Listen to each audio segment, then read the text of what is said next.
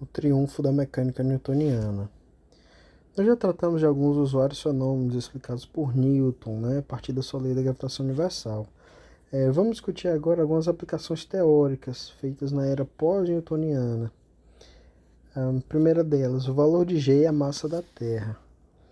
Na figura ao lado, você pode ver aí um aparato experimental que foi usado por Henry Cavendish para medir o valor da constante G. Como é que ele fazia isso? Bom, ele tinha uma fibra de quartzo que era muito sensível ao torque. Quer dizer, se você tentasse torcer essa fibra, ela girava uma escala, certo? Você conseguia medir o quanto foi o torque aplicado nela, tá? E aí você pega essa fibra de quartzo, foi prender um espelhinho, porque esse espelho, porque depois você jogava um feixe de luz no espelho e refletia em cima de uma escala. Quer dizer, a menor torção que fosse feita na fibra de quartzo, o feixe de luz ia ser desviado e essa torção ia ser possível de ser detectada. Tá? Por que tinha que ser um experimento, por que essa torção tinha que ser medida de forma tão cuidadosa? Porque a força gravitacional ela é muito fraca, a intensidade dela é muito baixa. E aí como é que era feito isso? Você tinha uma barra, tá aqui uma barra, e essa barra continha duas massas iguais, tá? Essa barra estava aqui na posição de equilíbrio, que é essa posição aqui, até o momento em que duas massas também iguais eram aproximadas a uma distância fixa, E eu não digo fixa, mas uma distância, a mesma distância, essa massa foi M maiúsculo aproximada dessa daqui, é essa mesma distância aqui, tá? Então com isso o que é que acontecia? Você gerava um torque, porque as massas se atraíam, E esse torque fazia com que a fibra de quartzo fosse torcida e o feixe de luz era defletido.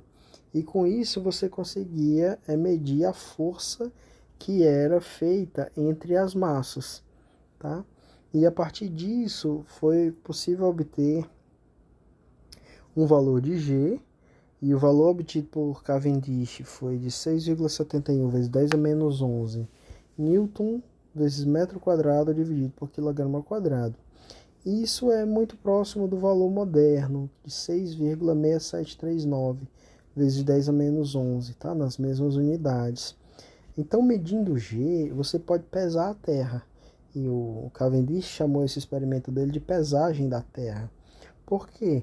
Porque, olha, nas proximidades da superfície da Terra, se você abandonar o objeto, ele vai ter uma aceleração, usando a segunda lei de Newton, essa aceleração vai ser G vezes a massa da Terra dividido pelo raio da Terra ao quadrado. Mas o raio da Terra ao quadrado nós já temos. E a aceleração de um objeto nas proximidades da superfície da Terra também já era conhecida, Ou, em qualquer caso, podia ser medida, Então, você fazendo isso, você consegue resolver nessa equação aqui, e obter o valor da massa da Terra. Tá? O valor moderno que a gente tem hoje é de 5,97 vezes 10 a 24 kg, tá? E pode ser obtido a partir do experimento de Cavendish. Também foi possível determinar a massa do Sol. Como é que isso foi feito? Bom, o movimento da Terra em torno do Sol, a força gravitacional é a força centrípeta, Ou seja, a força gravitacional é m ômega 2r, E a força gravitacional a gente sabe que é G, massa da Terra, massa do Sol, dividido pelo raio ao quadrado, onde isso aqui é o raio da órbita da Terra. Isso é igual a massa da Terra vezes ômega ao quadrado vezes r. A massa da Terra vai embora aqui. E se a gente tomar o ômega como 2π sobre t, onde t é o período, ou seja, um ano, a gente obtém que R3 sobre T2 é igual a G, massa do Sol, dividido por 4π ao quadrado. Ora, mas o T é o período da Terra em torno do Sol, ou seja, de um ano. E o R é o raio médio da órbita da Terra, tá? Tem algumas estimativas desse raio, primeira medida um pouco mais precisa foi feita em 1761, né, com base na passagem de Vênus pelo disco solar, vista de diferentes pontos da Terra. Essa passagem é chamada de trânsito de Vênus, tá? E a partir disso foi possível determinar R. Bom, então é só jogar aqui dentro da equação que você obtém a massa do Sol, ou seja, você consegue pesar o Sol. Modernamente a gente tem que o raio da órbita da Terra é definido como sendo a unidade astronômica, seu valor é 1,49 vezes 10 a 11 metros. Tá? Então, com esse valor do raio, você chega que a massa do Sol é 1,988 vezes 10 a 30 quilogramas. Dá para ver que é 1 milhão de vezes, quase 1 milhão de vezes, 10 a 24, 3, cerca de... não, tá aqui lá embaixo. Dá umas 300 mil vezes mais, 350 mil vezes mais pesado do que a Terra, o Sol. Tá? Os satélites de Júpiter e a velocidade da luz. Júpiter tem alguns satélites e tem um deles que tem o período, o tempo que ele leva para dar uma volta em Júpiter é bem definido, que é o satélite Io. Tá? E é interessante observar que quando a Terra está na posição 1 e na posição 3, o período desse satélite é de 42,5 horas, e que é o tempo, e esse período é medido porque o satélite, quando ele entra aqui atrás de Júpiter, ele entra aqui na sombra de Júpiter, você pode medir o tempo que leva para ele dar uma volta em torno de Júpiter e entrar aqui na sombra de novo.